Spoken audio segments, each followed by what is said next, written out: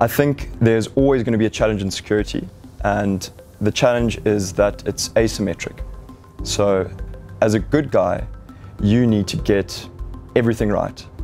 And as a bad guy, you need to find one thing that the good guy didn't get right. I think if you look at the way institutions are currently structured, and have certainly been historically structured, one of the biggest challenges is that we've kind of gone into security with this idea that we should build a really big fence around what we're trying to protect, and we have that patrol. There's CCTV at the fence, there's razor wire on top of it, there are armed guards, and there are guard dogs that bark 24 hours a day walking around the fence. But as soon as you're inside the compound that the fence is protecting, it's a chalk and cheese, right? So we've got defense on the outside, and once you're in, it's very easy as a bad guy to capitalize on it. It's the biggest misconception we've found with compromising everyone from the banks to insurance providers and everyone else is that the secretary is as unattractive a target as the CFO. Because once we have compromised the secretary, once she's opened the emails, she's opened the Word document, we've run our macro, and we are embedded on her system, it's just a case of moving laterally. I mean, one of the biggest problems the mines have, for example, is that the networks which govern mines, and I mean, banks are one thing, right? You lose money in a bank, that's not a good thing, that's what you're trying to protect. But in a mine, lives are at risk from cybersecurity issues.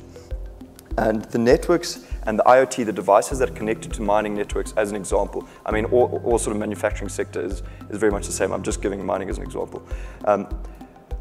They were built and connected in a time when security was not a thing. It was an idealistic time. The internet was going to be this amazing thing which we used to send emails and chat to each other in real time.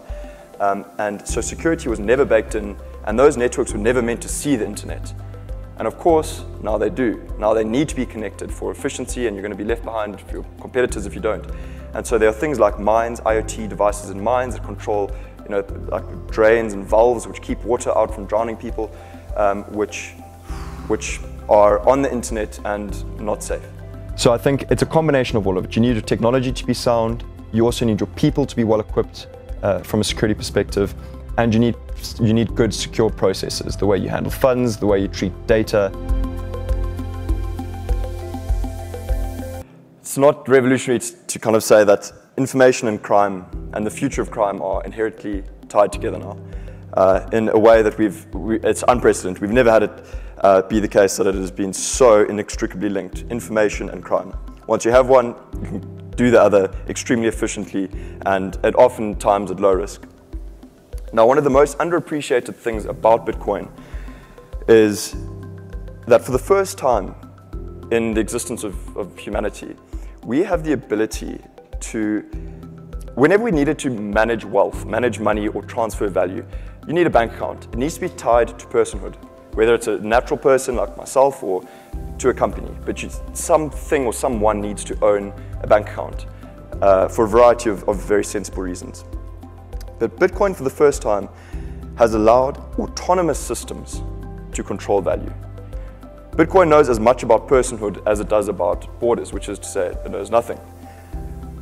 So we have got the ability for the first time for an autonomous system to have its own bank account, to pay things, to save, to invest, to do whatever it needs to do, and has its own bank account to do it with.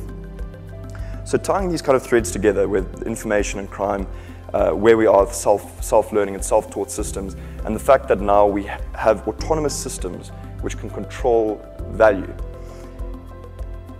Imagine, we don't have to look too far into the future to envision this. I mean, this is a completely plausible scenario right now, as of today. If we wrote a spam AI, very simple. All the spam AI did was it sent out emails, it blasts out emails to email addresses selling, and in the first iteration, something very basic. We just sell, the kind of standard stuff you get in spam filter, Viagra or whatever it is. And it blasts out this kind of data. It made money off, it monetized that, people clicking, buying. It managed with the Bitcoin. It then used the Bitcoin to pay for server rental, and it kind of was self-sustaining.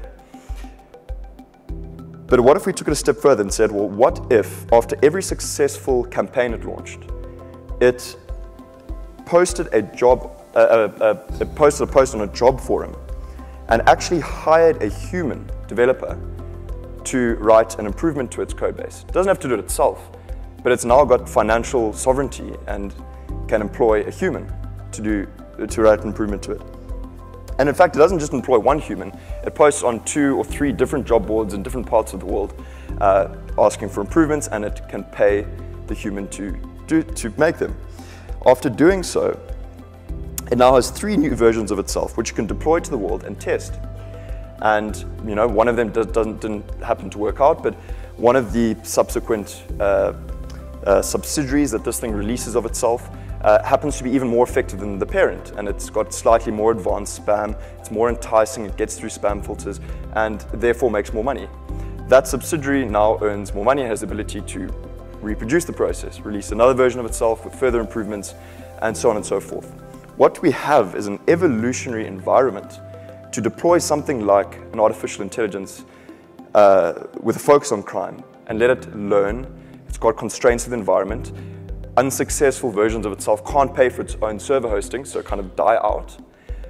And successful ones reproduce with improvements made to its code base. An AI could theoretically self-learn ethics. If you showed an AI 10,000 different scenarios, for example, a self-driving car scenario in which does the self-driving car veer off the side of a cliff or does it plow into the pedestrians it's driving towards already? If it plows off the cliff, it kills one person, the driver. If it plows into the pedestrians, it's going to kill all of them. There are no ethics unless they've been put into the system. And you can imagine that for a hacker, that's probably not high on his list of priorities. I think the quickest and easiest thing you can do to protect yourself online is choose really good passwords and don't reuse them. So the password you use for each and every site should be unique to that website. And more important than complexity, so more important than having lots of special characters and numbers in the password, is to choose long passwords. So for example, saying something like sitting in a chair at Investec is a really good password. That is something that myself as a bad guy and a password cracker, I would not break, and it's easy to remember.